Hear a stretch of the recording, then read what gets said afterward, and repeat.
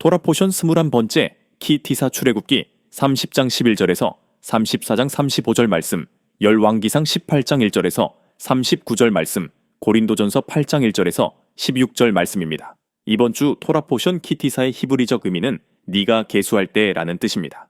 이것은 이스라엘 백성의 인구 조사와 관계가 있습니다. 전체적인 내용은 반세겔 헌금, 노소의 물투멍, 성막 건축 재료, 향유를 만드는 방법과 금송아지 사건, 모세의 중재와 하나님의 영광, 그리고 두 번째 십계명 돌판에 대해 기록되어 있습니다. 이 가운데 중점적으로 다루고 싶은 주제는 두 번째 돌판입니다.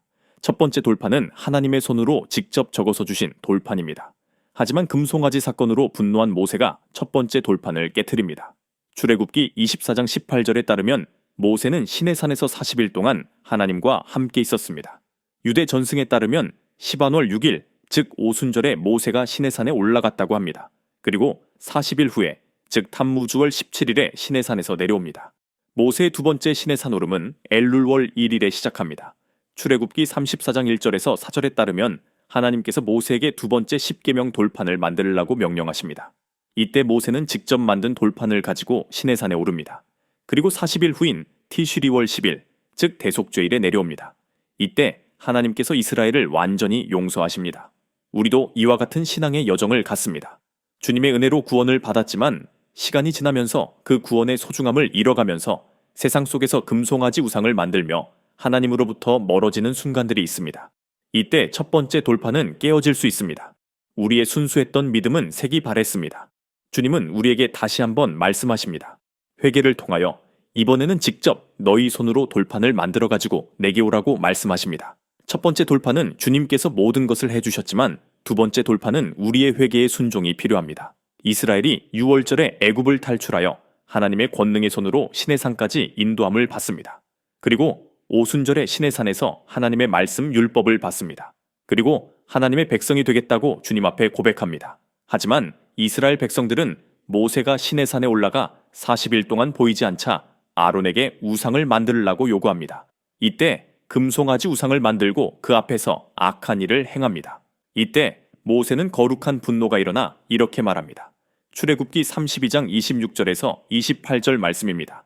이에 모세가 진문에 서서 이르되 누구든지 주님의 편에 있는 자는 내게로 나오라 하매 레위 자손이 다 모여 그에게로 가는지라. 모세가 그들에게 이르되 이스라엘의 하나님 주께서 이렇게 말씀하시기를 너희는 각각 허리에 칼을 차고 진 이 문에서 저 문까지 왕래하며 각 사람이 그 형제를, 각 사람이 자기의 친구를, 각 사람이 자기의 이웃을 죽이라 하셨느니라. 레위 자손이 모세의 말대로 행하마에 이날의 백성 중에 3,000명가량이 죽임을 당하니라. 그러면 이때 처형당한 사람들은 누구일까요? 유대 전승 미드라쉬 탈무드에 따르면 레위 지파를 제외한 대부분의 이스라엘 백성들은 금송아지 사건과 직접적으로 혹은 간접적으로 관련되어 있습니다. 하지만 모든 사람이 적극적으로 금송아지를 숭배한 것은 아니었습니다. 그러므로 그 중에서도 특히 금송아지를 숭배하고 끝까지 회개하지 않은 자들이 처형당했습니다. 출애굽기 32장 20절에 따르면 모세는 시내산에서 내려온 후 범죄한 이스라엘에게 금송아지를 불태우고 가루로 만들어 물에 뿌려 마시게 합니다.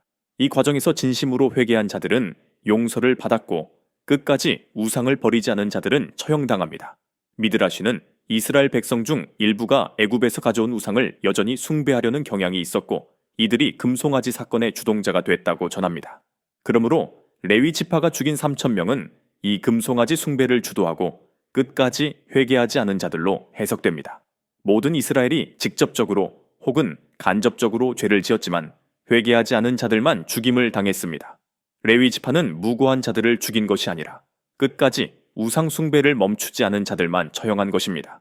그리고 모세는 이스라엘의 속죄를 위해 직접 만든 돌판을 가지고 시내산으로 주님 앞으로 다시 한번 나아갑니다. 회개를 통해 주님께 나아갑니다.